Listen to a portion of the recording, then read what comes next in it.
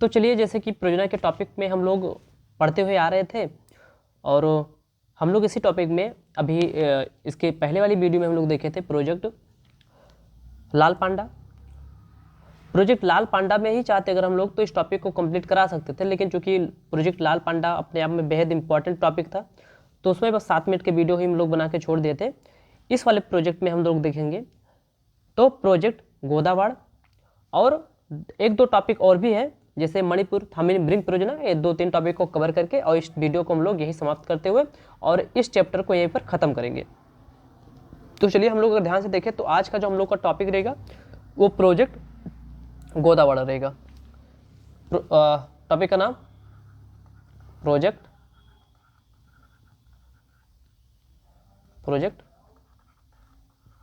गोदावड़।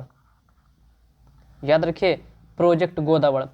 अब हम लोग पहले ही बताए थे हर प्रोजेक्ट का अपना एक उद्देश्य होता है, पढ़ने का एक तरीका होता है और हर प्रोजेक्ट का अपना एक निष्कर्ष होता है। लास्ट में क्या निष्कर्ष निकला हम लोग उसको देखेंगे। तभी फिलहाल हम लोग का जो दृष्टिकोण रहेगा वो उद्देश्य पर रहेगा। तो अगर हम लोग ध्यान से देखें, हर टॉपिक का अपना एक क्या होता है, हर टॉपिक का अपना एक उद्देश्य होता है। तो इस टॉपिक अगर हम लोग ध्यान से उद्देश्य देखें तो सबसे पहले हम लोग को उद्देश्य पढ़ने से पहले पढ़ना होगा ये गोदावड़ शब्द। ये गोदावड़ शब्द क्या है? तो याद रखिए, ये गोदावड़ शब्द जो है ये राजस्थान में एक विशेष शब्द होता है, राजस्थानी शब्द है। कहाँ का शब्द है? राजस्थान का। ये किसके लिए प्रयोग किया जाता है?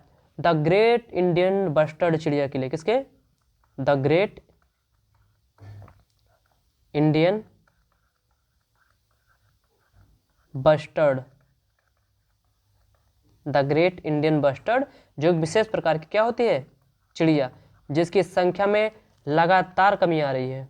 याद रखिए, संख्या में क्या आ रहा है? लगातार कमी। याद रखिए, ये वही पक्षी है जब एक समय पर या भारत का राजकीय या भारत का जो राजकीय पक्षी है वो बनने की होड़ में शामिल था। आज की संख्या में लगातार क्या आ रहा है? गिरावट आ रही है। तो चलिए हम लोग ध्यान से कर देखें, क्योंकि भी इसमें कुछ खराबी आ गया है, फिर भी हम लोग ध्यान से इस वीडियो को कवर कर लेते हैं। चलिए, हम लोग का प्रोजेक्ट का नाम क्या है? तो प्रोजेक्ट गोदावड़ को क्या है? प्रोजेक्ट गोदावड़। तो प्रोजेक्ट गोदावड़ को जब हम लोग ध्यान से देख रहे थे तो हम लोग का नजर गया गोदावड़ पर। हम लोग जब खोजबीन किया हम लोग को पता चला जो गोदावड़ है ये गोदावड़ राजस्थान की एक राजस्थानी भाषा का एक शब्द है, जिसका मतलब राजस्थान में होता है द ग्रेट इंडियन बस्टर्ड, जो कि एक विशेष प्रकार की चिड़िया होती है, इसकी संख्या में क्या आ रहा है? लगातार कमी आ रही। तो द ग्रेट इंडियन बस्टर्ड चिड़िया ये वही चिड़िया है जब एक टाइम पे भारत का राष्ट्रीय पक्षी, याद रखिए राजकीय नहीं, भारत का राष्ट्रीय पक्षी बनने की होड़ में था। लेकिन आज समय यह है कि इनकी संख्या करीब 150 के आसपास रह गई है। जंगलों में इनकी संख्या इतनी तेजी से खत्म हुआ कि इनका विनाश अगर सरकार के द्वारा संरक्षण ना दिया गया तो हो जाएगा। तो इसे देखते हुए राजस्थान सरकार के द्वारा प्रोजेक्ट गोदावड़ लेके आया गया। क्योंकि इंडियन बस्टर्ड जो चिड़िया होती है वो उस घास भूमि आवासों का संकेतक होता है। क्या होता है? घास भूमि आवासों का संकेतक। तो चलिए हम लोग ध्यान से देखिए, इस टॉपिक को अच्छे से कवर करते हैं, क्योंकि कोई भी टॉपिक छूटे ना। तो हम लोग का जो नजर गया वो गया किस शब्द पर? गोदावड़। जब ध्यान से इसकी खोजबीन किया तो पता चला गोदावड़ एक चिड़िया का नाम है। इसे क्या कहते हैं? The great Indian bustard. तो चिड़िया का नाम क्या है? The great Indian bustard. ये द ग्रेट इंडियन बस्टर्ड को गोदेवाड़ा कहाँ कहा जाता है? तो राजस्थान में, क्योंकि ये वही चिड़िया है जो एक समय पर क्या बनने की होड़ में था? राष्ट्रीय पक्षी बनने की होड़ में था। ठीक, जैसे आजकल हम लोगों का राष्ट्रीय पक्षी मोर है, उस टाइम जब राष्ट्रीय पक्षी किसे बनाया जाए ये सोच विचार चल रहा था, उस टाइम पर द ग्रेट इंडियन बस्टर्ड भी उस लिस्ट में शामिल था। लेकिन आज वर्तमान में इसकी संख्या में लगातार क्या आया? कमी। इतना कमी कि जंगलों में इसकी संख्या बहुत तेजी से कम हुआ, बहुत तेजी से। और वर्तमान में इसकी संख्या कितनी है? 150 के आसपास है। राजस्थान सरकार के द्वारा, किस सरकार के द्वारा? तो राजस्थान सरकार के द्वारा। तो राजस्थान सरकार के द्वारा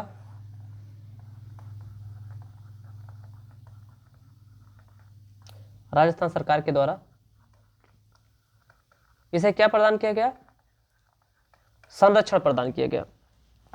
क्योंकि हम लोग को ये बात भी पता होना चाहिए कि जो ये द ग्रेट इंडियन बस्टर्ड चिड़िया है, कौन सी चिड़िया? द ग्रेट इंडियन बस्टर्ड चिड़िया। ये चिड़िया घास भूमि आवास का संकेतक होता है। किसका संकेतक होता है? घास भूमि आवास का संकेतक। इसका मतलब क्या होता है? इसका मतलब ये है जब द ग्रेट इंडियन बस्टर्ड चिड़िया की संख्या में निरंतर कमी आ रही है, इसका मतलब है कि घास भूमि आवासों में लगातार क्या आ रहा है? कमी आ रहा है। तो इस प्रकार इस चिड़िया को राजस्थान सरकार के द्वारा संरक्षण दिया गया और इसकी संख्या में अब धीरे धीरे सुधार आ रहा है। तो यह था the great Indian bustard project. तो प्रोजेक्ट गोदावड़ में हम लोग देखेंगे द ग्रेट इंडियन बस्टर्ड चिड़िया के बारे में, जो कि एक समय पर राष्ट्रीय पक्षी बनने की होड़ में था, लेकिन वर्तमान में राजस्थान सरकार के द्वारा इसको संरक्षण दिया जा रहा है। कारण क्या है? किसी संख्या में तेजी से कमी आ रही है, वर्तमान में इसकी संख्या में धीरे धीरे सुधार किया जा रहा है। तो छोटा सा टॉपिक था जो अक्सर स्किप हो जाता है एग्जाम के टाइम पे। जब ये क्वेश्चन हम लोग के सामने आता तो परेशानी होती है कि पढ़ते टाइम कैसे छूट गया था। तो चलिए ये टॉपिक इतना ही था। इसी टॉपिक में हम लोग एक और छोटा सा टॉपिक है, छोटे छोटे टॉपिक बचे हुए हैं, जिसका नाम है मणिपुर थामिन मृग परियोजना। मणिपुर थामिन मृग परियोजना। तो चलिए अब टॉपिक का नाम क्या है? अभी जस्ट पीछे हम लोग पढ़ के एग्जाम क्वेश्चन में ऐसे ही पूछा जाएगा कि प्रोजेक्ट गोदेवाड़ा किस राज्य के द्वारा चलाया जा रहा, तो राजस्थान राज्य के द्वारा प्रोजेक्ट गोदेवाड़ा चलाया जा रहा था। अभी वर्तमान में देखेंगे तो मणिपुर थामिन मृग परियोजना। तो क्वेश्चन ऐसे भी बन सकता है कि थामिन मृग परियोजना किस राज्य के द्वारा चलाया जा रहा है, तो किस राज्य के द्वारा? मणिपुर के द्वारा।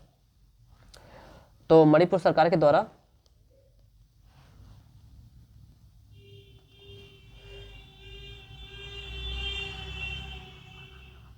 किस सरकार के द्वारा? तो मणिपुर। हालांकि ये अरुणाचल प्रदेश है, ये नागालैंड और ये मणिपुर। मणिपुर सरकार के द्वारा क्या चला जा रहा है? तो थामिन मृग परियोजना। चूंकि अगर हम लोग ध्यान से देखें तो ये मणिपुर के एक झील है, लोकटक झील, जो हम लोग को अच्छे से पता है।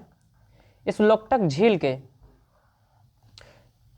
दक्षिण और दक्षिण पूर्वी क्षेत्र में पाया जाता है थामिन मृग। कौन से मृग? थामिन मृग। तो याद रखिए मणिपुर में जो थामिन मृग परियोजना चलाया जा रहा था वो मणिपुर सरकार के द्वारा चलाई गई, जिसमें अगर हम लोग ध्यान से देखें तो मणिपुर का एक झील है लोकटक झील। लोकटक झील के दक्षिण पूर्व में ये थामिन मृग पाए जाते हैं, जो कि शिकारियों के द्वारा, किसके द्वारा? शिकारियों के द्वारा इनका अवैध शिकार किया गया। शिकारी के द्वारा क्या किया गया? अवैध शिकार। और अवैध शिकार से इनकी संख्या में लगातार क्या आया?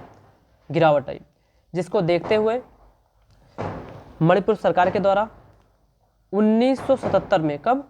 1977 में थामिन मृग परियोजना लेके आया गया। तो याद रखिए थामिन मृग परियोजना कब लेके आया गया? तो 1977 में। तो थामिन मृग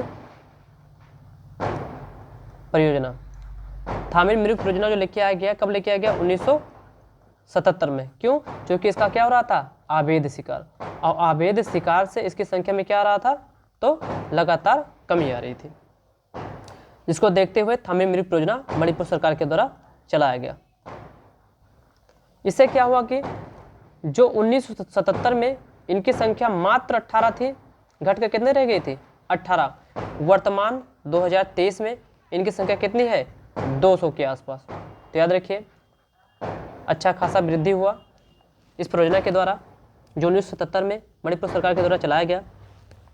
अगर हम लोग ध्यान से देखें तो ये IUCN के किसके IUCN के संकटग्रस्त लिस्ट में शामिल है। किसमें?